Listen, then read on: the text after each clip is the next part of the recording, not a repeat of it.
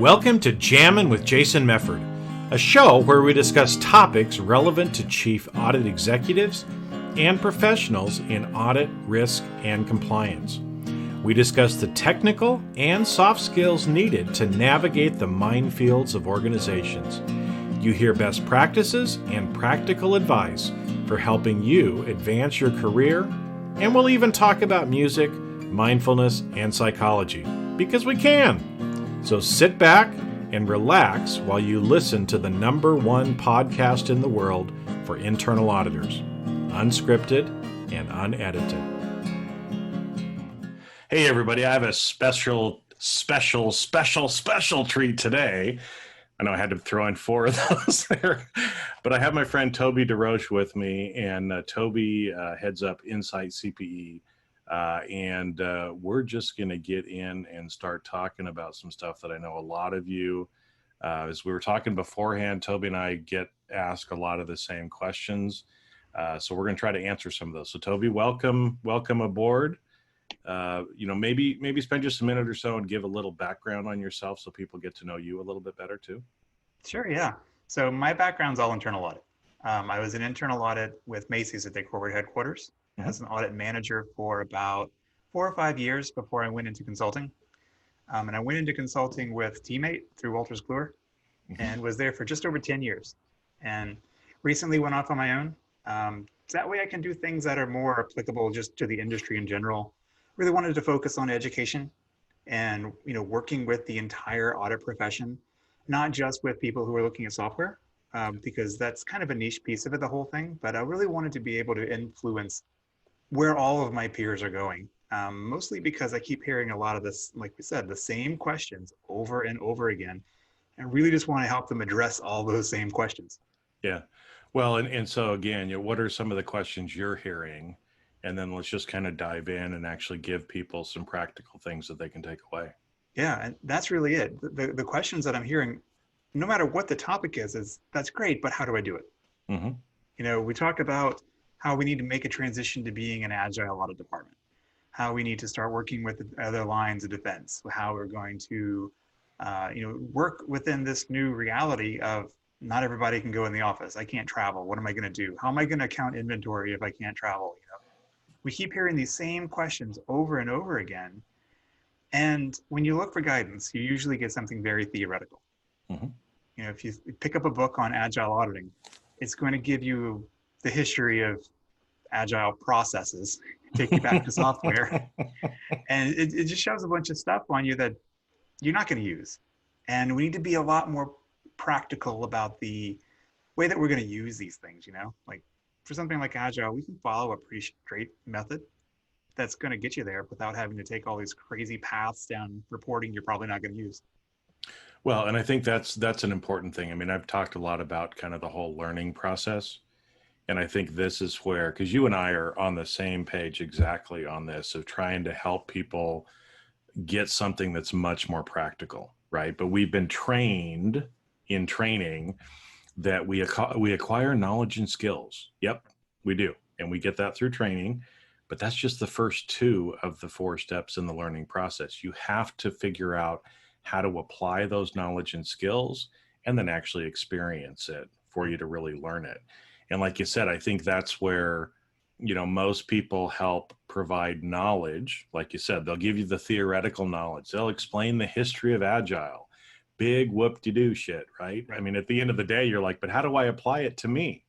And there's not really very many people that are actually helping people learn how to apply it, right, into what they're doing, right? Because again, it's like you learn about Agile. Okay, great. Well, what does that mean? Well, I'm probably going to do things a little bit faster, right? I always hear people say that. Well, I got to do things faster, right? No, that's not what Agile means, right? No, that's not what it is.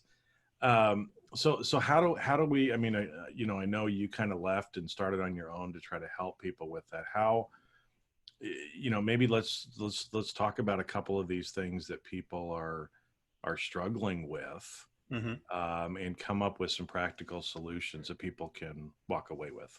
Yeah. So the Agile conversation is probably one of the ones that's top of mind for most people, because for every single person out there, when we got to January, we threw the audit plan away and tried to figure out where to go.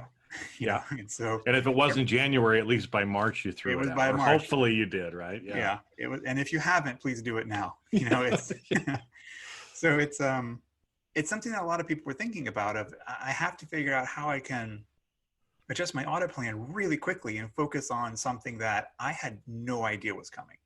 Suddenly, I have to shift around and start thinking about logistics, and I have to start thinking about, does my business continuity plan include work from home? And then how do I come back? How do I get people back into the office? Do I get people back into the office? Do we scrap everything and just go completely remote all the time? And audit has a conversation here. Like, we're part of this. We're not just one of the corporate victims of whatever's going to happen. So we have to have a say in everything, and that's going to get reflected in our audit plan. So if we're doing something like an agile plan, the whole idea would be, I'm only looking at the risks that are relevant right now, the ones that are the biggest, most important to leadership in the organization and to all the stakeholders. And so if I'm taking an actual strategic risk-based approach, I'm not looking at every single process in the entire organization. I'm looking at the strategic risks and working my way down. And then I'm going to carve out, here's what I actually can get done in the next 3 months.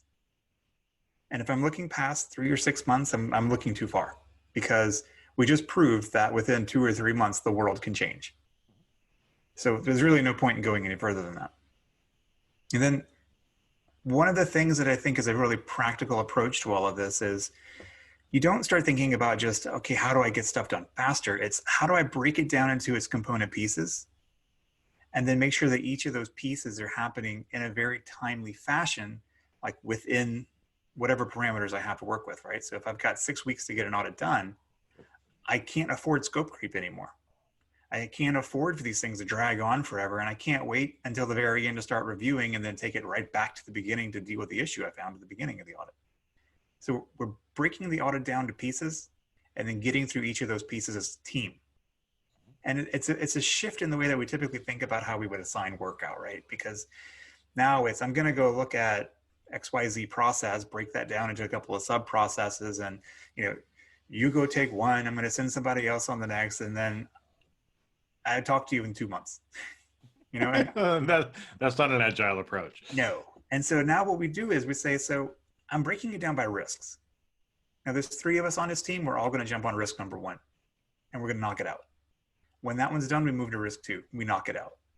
And we keep ourselves accountable that way, because you might be doing the work. I might be helping you with some of the different procedures and tests and things. And then someone else is coming behind and doing the review right on our heels to make sure everything is good. Because let's say I've got 6 weeks, by the end of week 1 or 2, I need a report out the door. Yep. And the point of Agile was supposed to be, if we go back to the history of Agile, it was supposed to be that you had deliverable software at the end of a cycle. And so now we're basically saying, my deliverable product is the report. And that report is done at the end of each cycle. So at the end of each week, I need to have a report out the door. When I get done with that audit, I'm done. Because management's seen the report since day one. I have nothing, there's nothing left for people to review. There's nothing left for us to deal with. And then that rolls up, because that was the audit. And then that rolls up to the quarter, which rolls up to the plan.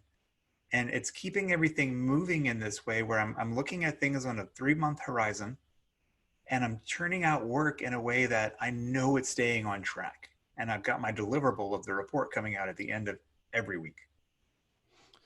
Excuse me. Well, and I think that's, to me, that's one. Here's a practical thing for you folks, right? Is that, but it's seismic in shift in our thinking. Because historically, we go out, we work 2, 3, 4, 6 weeks on an audit. We spend 2 weeks preparing an audit report. Boom, at the end of that time, we issue our final report.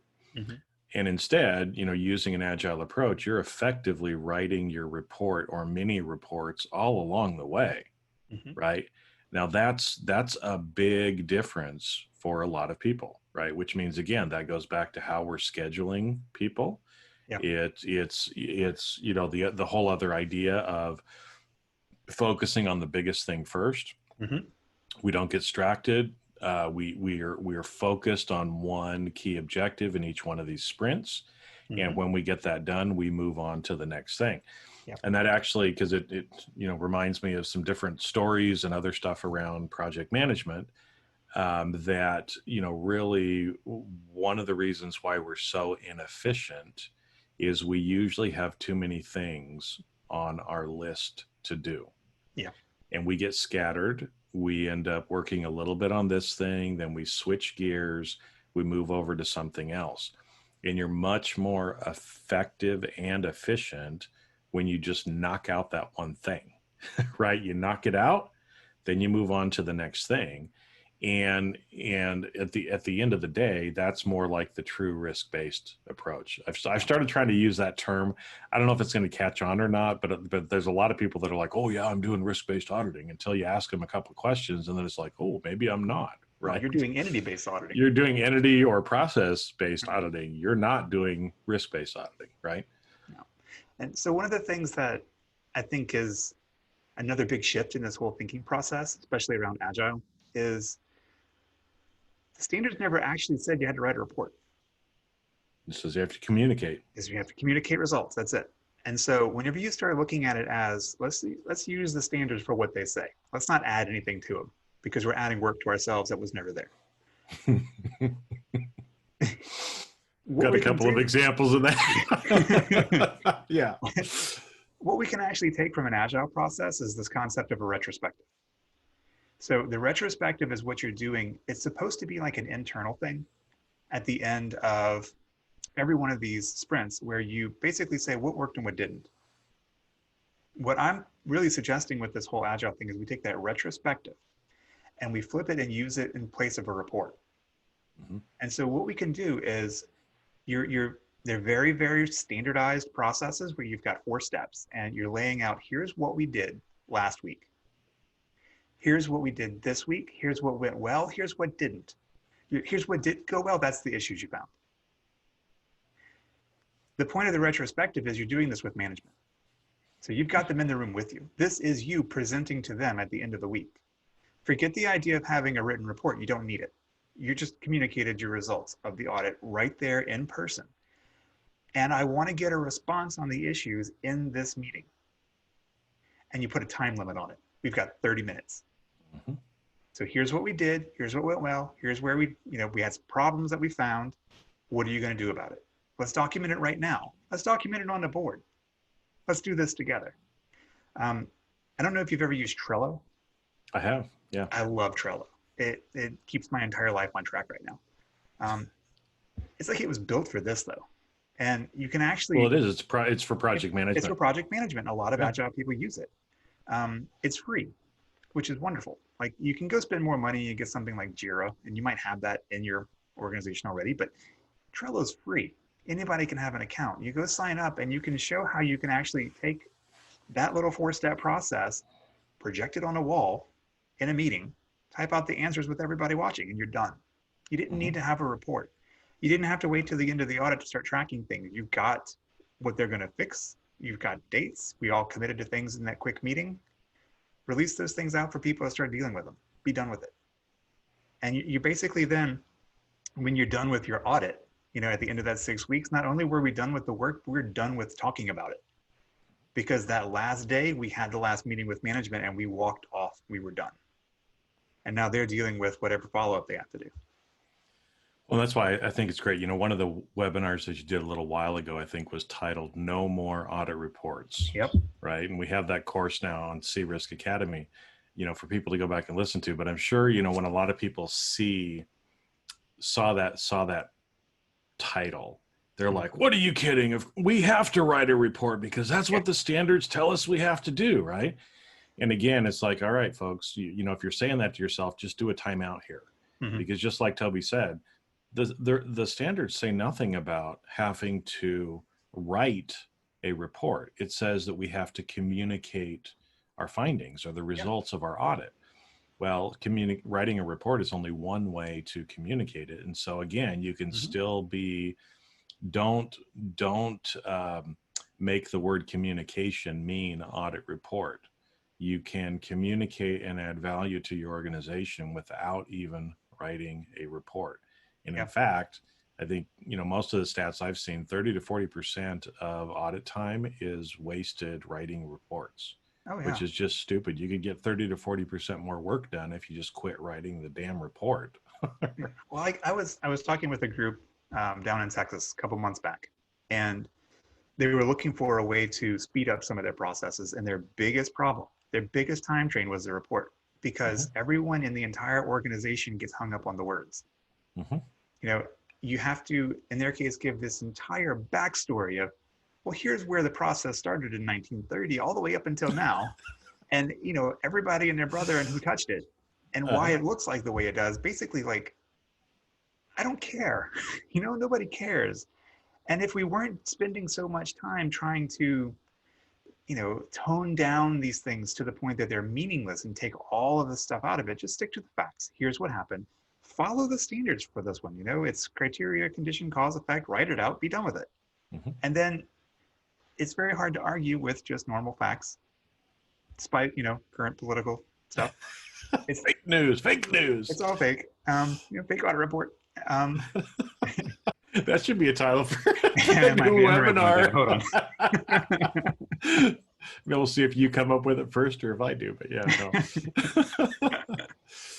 no. But yeah, it doesn't need to be this long drawn out thing. Just here's what we found. Now, if we don't put it in print, if it's not going into an audit report and we're just actually dealing with what was found, does that actually make things better? Because now people aren't getting hung up on, well, we can't use that word because that's going to offend Betsy Sue, and we can't use this word because legal's going to have a problem with it. And we can just get down to the point of, here's what we found, here's what you're going to do, let's go. Yeah.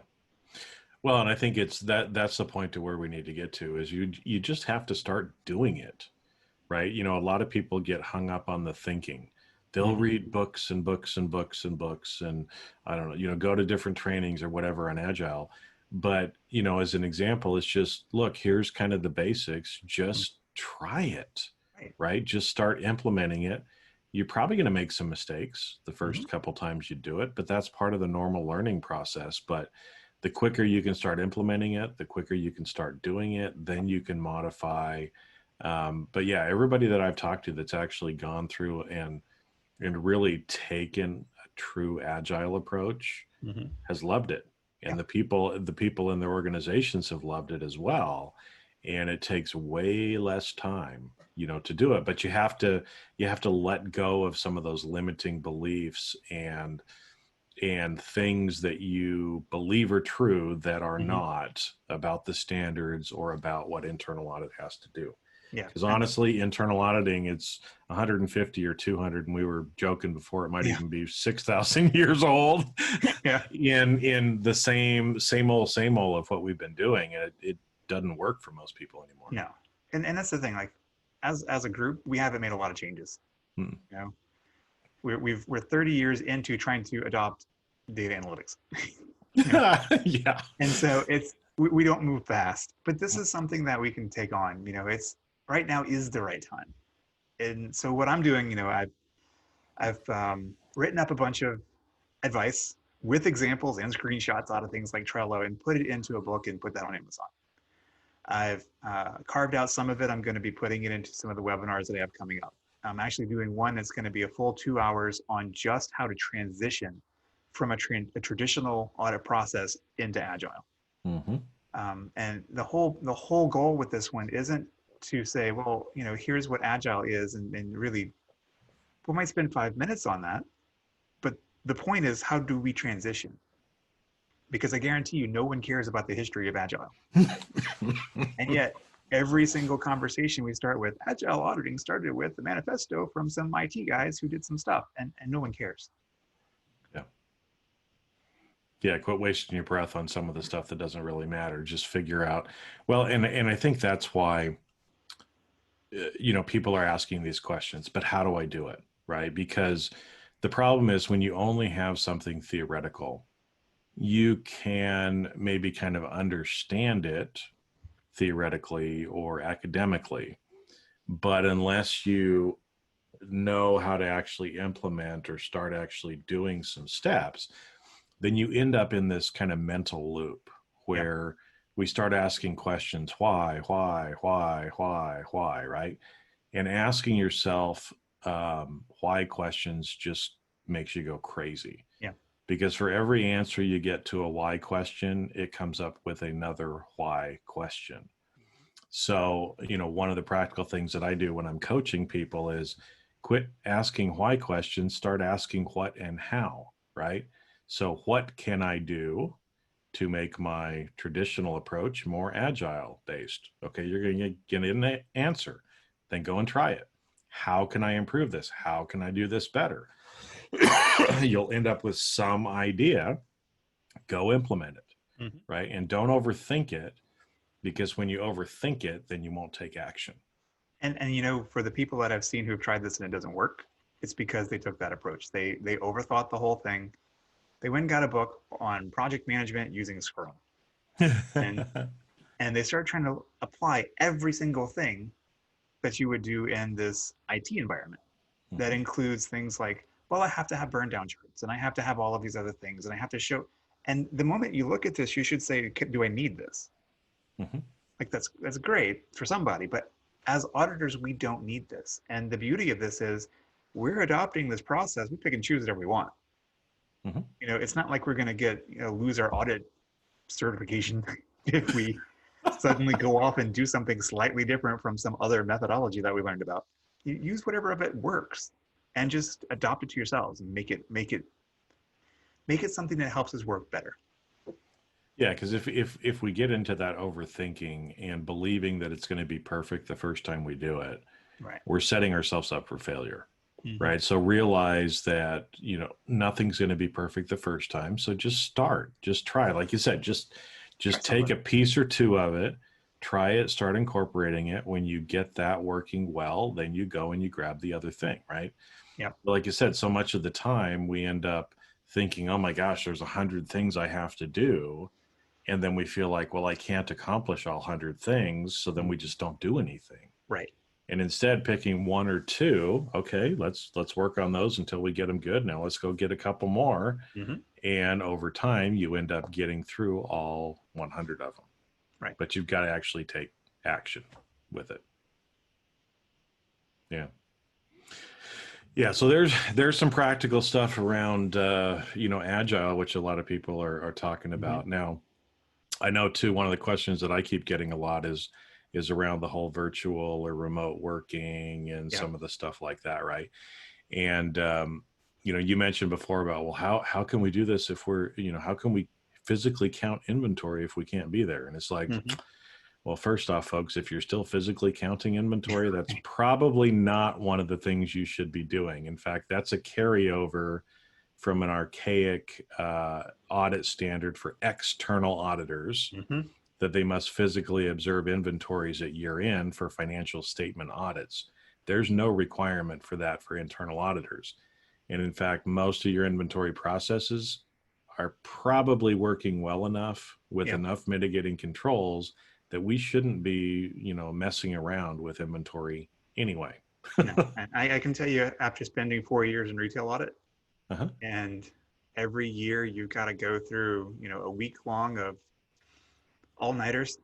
Oh yeah, I've been there. Watching people count. And even before that, I spent 8 years in retail.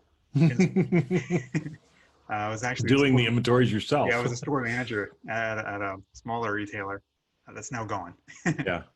But yeah, it's, all night long you spend counting all this stuff piece by individual piece. But in reality, people were doing things like cycle counts and spot checks, and everything would have been fine anyway. Check the things that are strange and outstanding, look for exception reports. But outside of that, it was a waste of time.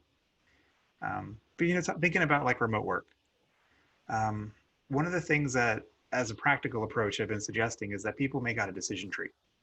So let's assume that at some point we're going to be able to go back and have some travel. Well, first, if you're working for a company, they're probably not going to be real big on the travel budgets that we used to have, because we just made it 6 months without it. And so they're not going to just suddenly open up their wallets and say, okay, go spend. And we don't know what travel is going to look like. If we start having airlines collapse, tickets might go up a lot. So we're going to have to see how much we can even feasibly travel. Start making out a decision tree of, well, how big of a risk is this thing I'm looking at? If it's a high risk, let's assume that it would be better if I were on site, but maybe I don't need to be on site for the whole thing. Before, what we would do is from day one to day, finished, we were on site, Mhm. and we would spend every waking moment, travel out on a Monday morning, come back on a Friday night, and you spent every minute on site. You didn't need to spend your planning time there. You probably didn't need to spend much time that first week or two because people were still gathering evidence for you. Mhm. And they could have dropped that off somewhere in a shared drive and be done with it. You didn't have to go and sit and wait. You could probably had a bunch of Zoom conversations with people Mhm. and done a lot of the due diligence before you ever set foot on the site.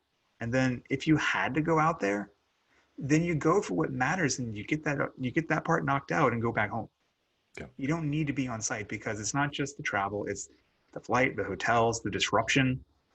They may not want you there Mhm. because now we're introducing a new risk element to them by having outsiders walking around the building. Your people may not want to go. Mhm. I personally would not want to go anywhere right now.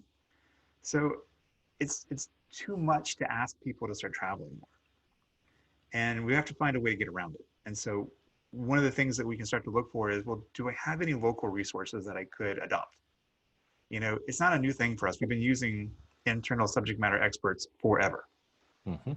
And so if I've got somebody there that could do the work for me, great. They just got deputized. Now they're in audit. And use them to go do some of the legwork for you. You got to go and do an inventory observation. Yeah, everybody's got FaceTime on their phone. Turn it on and Yep. let them walk around the building.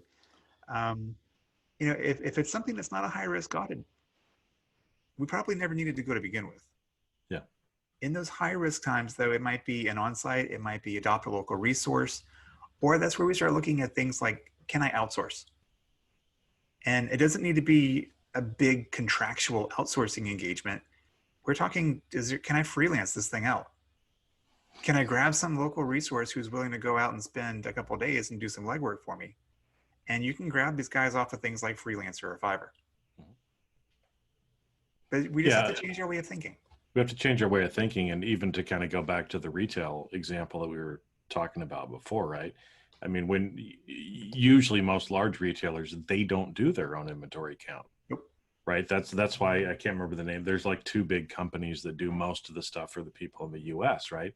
And so you show up and you observe or watch these people doing it. Well, again, if it's one of the biggest companies in the world that are doing this, their processes are probably pretty good, right? So that could be an example of where you could probably outsource it. Yeah, you might have to do a little bit of work to verify that they actually know what they're doing, but not physically be there, Mm-hmm. right?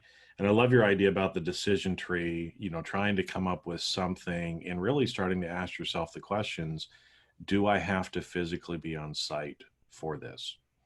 Because that's what I've been talking about with a lot of people. There's probably creative ways. Like you said, FaceTime. I was joking with somebody the other day about using drones, Uh-huh. but heck, we could use drones Why too, not? right? FedEx a drone to somebody at the facility and say, go set it out on the floor and turn it on. Yep. And then we're going to remote do it from whatever, right? I mean, if the military can fly drones all the way around the world from wherever they happen to be, then we could do things like that as well, right?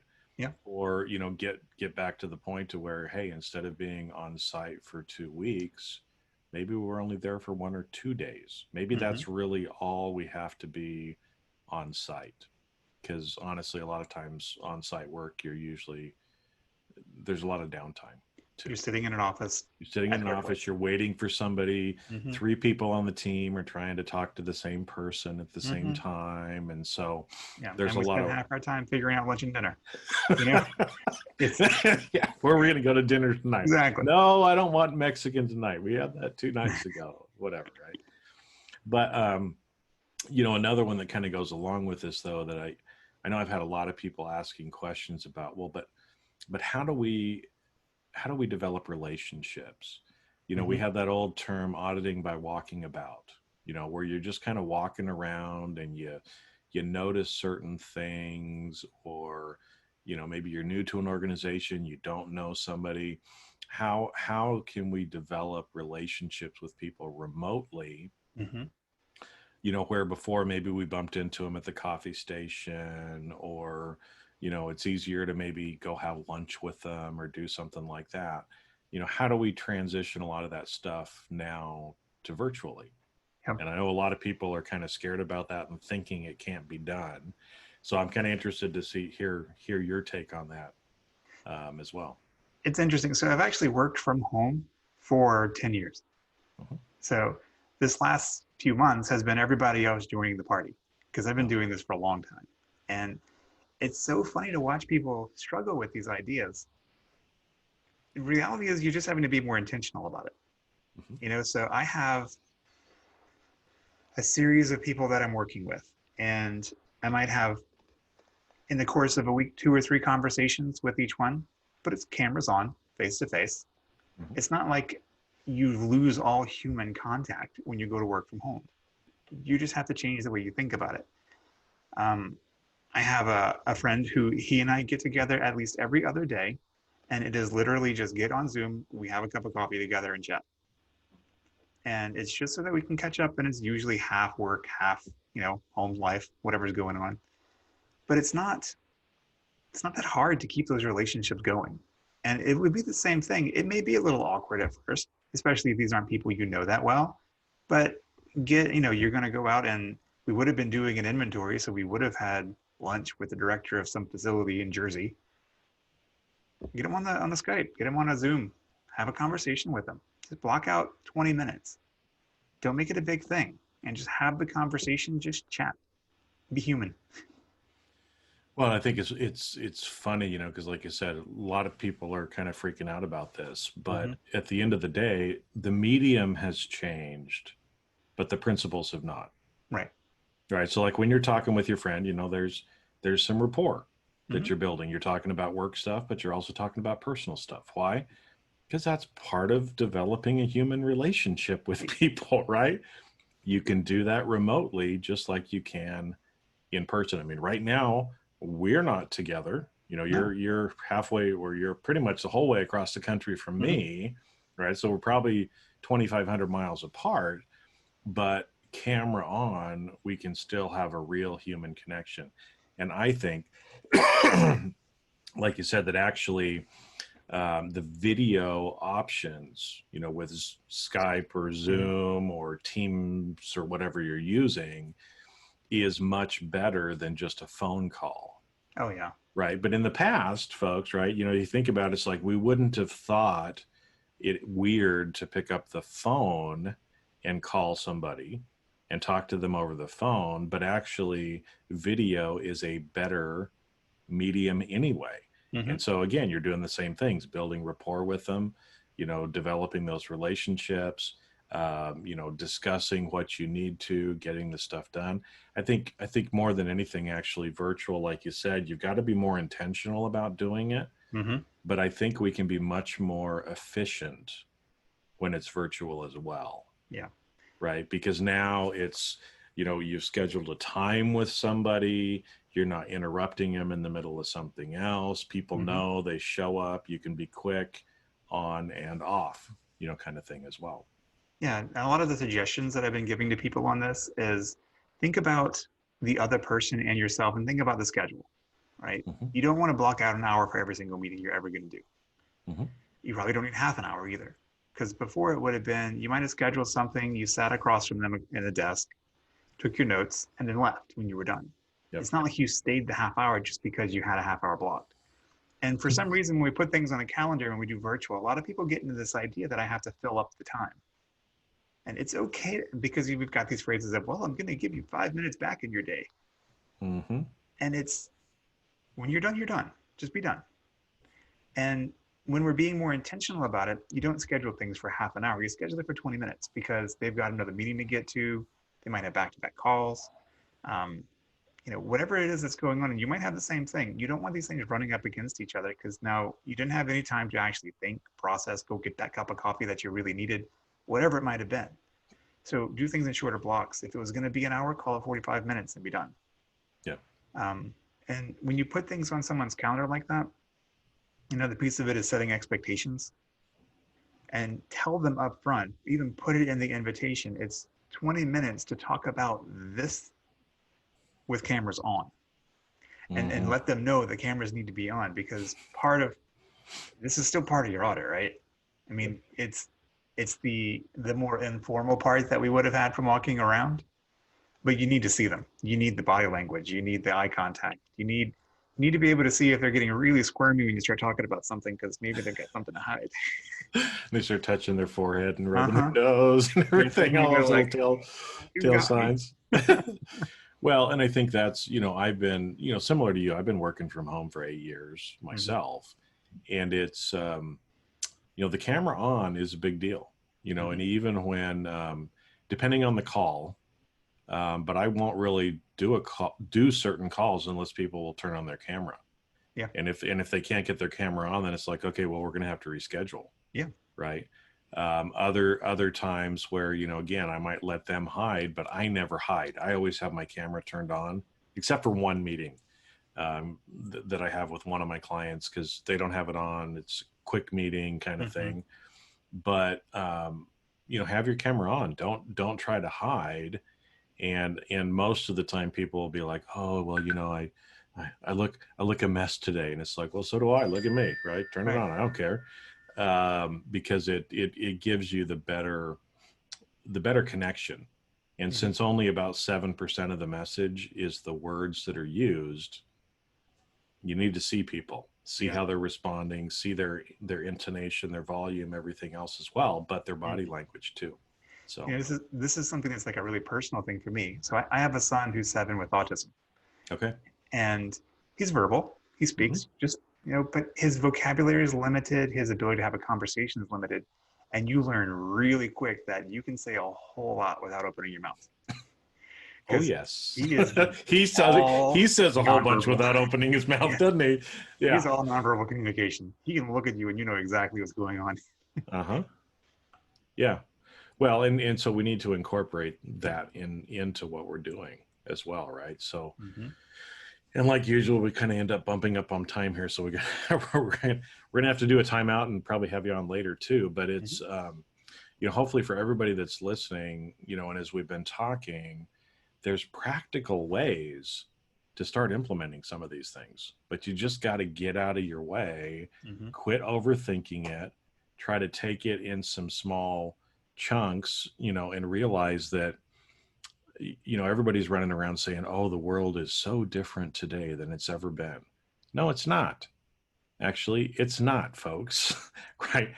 We've gotten used to going to the store. Why? Because for the last, 60 or 80 years, we've been programmed to go to the store. But how did people in the US get their bread and their milk and their eggs 100 years ago? Home delivery. It was just done by horse and carriage, right? Instead of Amazon trucks. So, a lot of the stuff isn't really that different. And there's ways when you start thinking about it, that you can, a lot of it's just keep doing the same thing. It's just with a different medium. Yeah. So anyway, any final thoughts that you want to leave with people? Because like I said, I appreciate what you're doing too, and trying to help people become much more practical and actually do stuff instead of getting hung up in the theoretical. Yeah, I'd say like the way that I'm trying to get the message out, I'm doing webinars. I try to do them every third Thursday of the month. They're very practical. I try to keep it all, we don't talk theory. We're really getting down to how do we do things. Those are all on demand on C-Risk Academy. Yep. And I'm also doing these where they do get to be a little more technical. I'm actually putting them into a book format that I'm putting on Amazon. That way you can follow along with it if it's something more like, it really is a long drawn out process to go from, I need to move from traditional to agile. There's some steps in the middle. And it really does work better sometimes if you've got those as a reference to go back to. And so I'm putting those in print so people can have that as a takeaway as well. Which is great. Yeah, because like you said, you can't get from that knowledge and skills area to the application or experience unless you have some kind of tools with that, or at a minimum, questions to answer or kind of thought exercises to go through to be able to make that application over. So, because you really, like we've been talking about, you have to change the way you're thinking. Mm-hmm. And this is really to be a guide. It's to get you from A to B, so that now that you're looking at things differently and you're starting to apply it, trying to be as explicit with it as possible of here's how you do it. And you're going to have your own take on it, but now that you're thinking that way, you can make that leap. Yeah. Well, and for everybody to just relax too, because like we talked about a couple times in our discussion, your organization doesn't have to do it the same way as somebody else. In fact, you shouldn't do it the same way as somebody else because your organization is different. And so, while, everybody always likes to hop on it's best practice to do this, it's best practice to do that. Quit worrying about best practice. Do what's most practical and valuable to your organization, regardless of what everybody else is doing. So, all right. Well, Toby, thank you. Like I said, so yeah, you mentioned, you're doing webinars the third Thursday of the month usually, and that's InsightCPE. So how can people find those webinars? We'll try to put that in the show notes as well. Yeah, it's on insightcpe.com/webinars. Okay. We post them all on LinkedIn as well.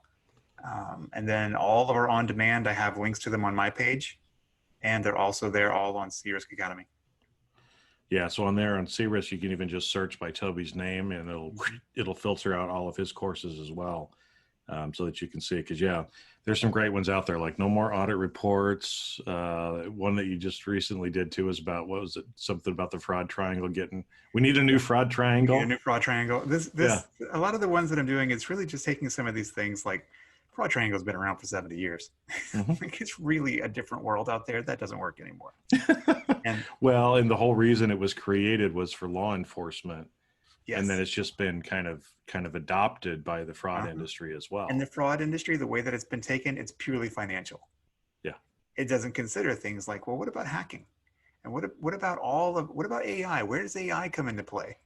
What happens if there was no motivation behind it other than I wanted to see if I could do it? It's not because of financial pressure. Which is the classic hacker. That's the hacker.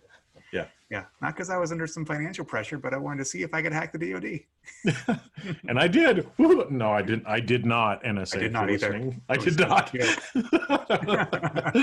Yeah. So anyway, so go check out Toby's webinars, and like I said, if you can't catch them live, they're on C-Risk afterwards for you to be able to go back to as well. So, Toby, thanks, my brother. Let's keep up the fight, keep helping the profession, and help everybody be more practical, so that we can move forward into the future and not just become some other compliance activity in the organization. Absolutely. Thanks for having me on. Hey, thanks. And that's a wrap. Thanks for listening to today's episode of Jamming with Jason. Keep on rocking in the audit world. Have a great rest of your day, and I'll catch you later on the next show. If you'd like to earn continuing professional education for listening to today's episode, head on over to C-Risk Academy at ondemand.criskacademy.com. And that's C as in the letter C, riskacademy.com. Not only do you get a CPE certificate, but you also will have access to the video version of today's show. The views and opinions expressed on this show are that of the individuals and not of their respective organizations.